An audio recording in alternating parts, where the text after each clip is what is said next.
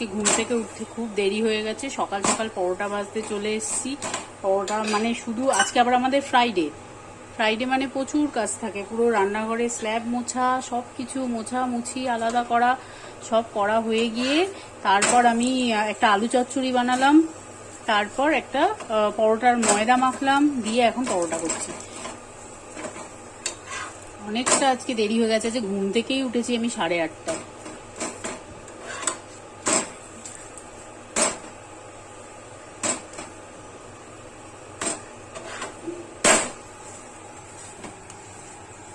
ওই জন্য দেখো একসাথে 3টে করে ভেজে নিচ্ছি, সিঙ্গেল করে করে আর ভাজছি না। ছেলের ক্লাস শুরু হয়ে গেছে, ও কি করে খাবে জানি না, আমি ওকে করে দিতেই পারিনি এখনো পর্যন্ত। শুক্রবারটা না কিছু একটু না বানালে হবে না, মানে আগের দিনের কিছু তো খাওয়া যাবে না, টক ছাড়া সব কিছু, মানে সব মেজে ধুয়ে নিয়ে তারপর আমাদের সব কিছু করা। Hey everyone, welcome back to my channel. কেমন আছো তোমরা? আজকে ফ্রাইডে, আমি একটা নতুন ব্লগ নিয়ে আবার তোমাদের কাছে চলে এলাম।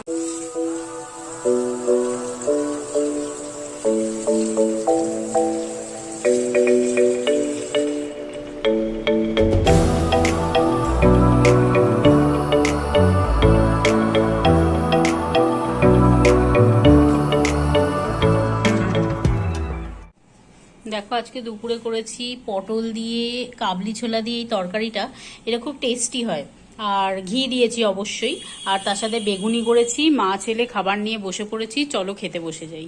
গুড ইভিনিং বন্ধুরা, এখন দেখে নাও এরকম পরিস্থিতি, এখন বিকেল ঘড়িতে 6:30 বাজছে। কলকাতার অবস্থাটা একটু দেখে নাও, এই যে এত সুন্দর প্যান্ডেল, ব্যাস লাইটিং, কি যে হবে, পুজোয় বৃষ্টি হবে কিনা বুঝতে পারছি না, কিন্তু এখন এই মুহূর্তে প্রচন্ড জোরে বৃষ্টি নেমেছে, একদম ঝমঝমিয়ে বৃষ্টি পড়ছে।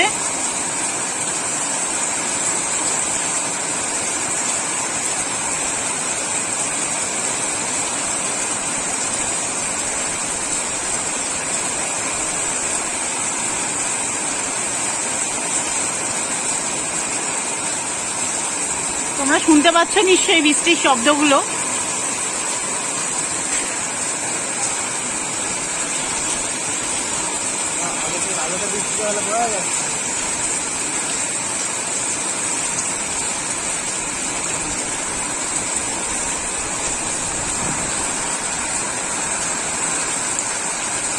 দেখো যেন একটা হাওয়ার মতো চলছে, মানে হাওয়ায় যেন বৃষ্টির জলটা ঝাপটা দিচ্ছে পুরো, আর কি আওয়াজ। ভাবছিলাম বিকেলবেলা বেরোবো, আজ আর পরিস্থিতি নেই বেরোনোর।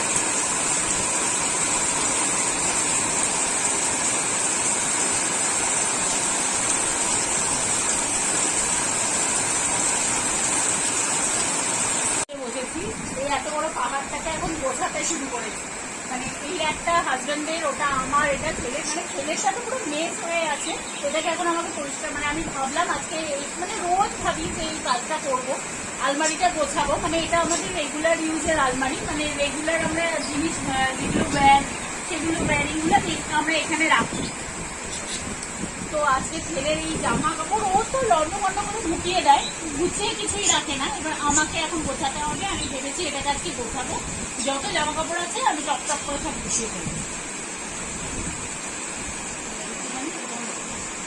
এবার গোছাচ্ছি সেটা।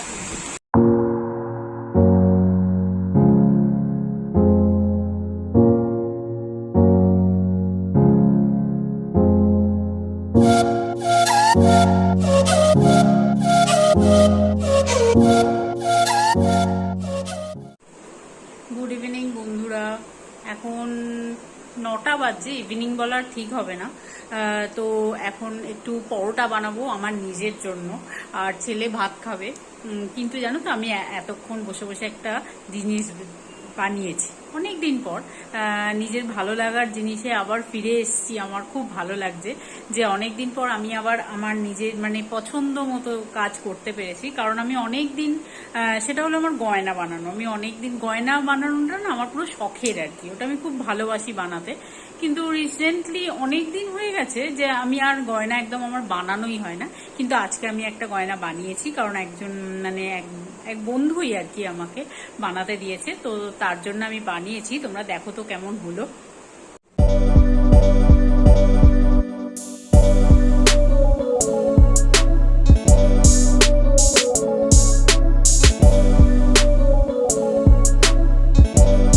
তো তোমরা দেখে বলো আমার গয়নাটা কেমন হলো। এরকম অনেক গয়না আমি বানিয়েছি, মানে আমার গয়নাটা একটা ছোটখাটো আমার একটা বিজনেস, আমি এটা করি, মানে এটা আমার একটা শখের আর কি, মানে এটা আমি বানাই করে থাকি।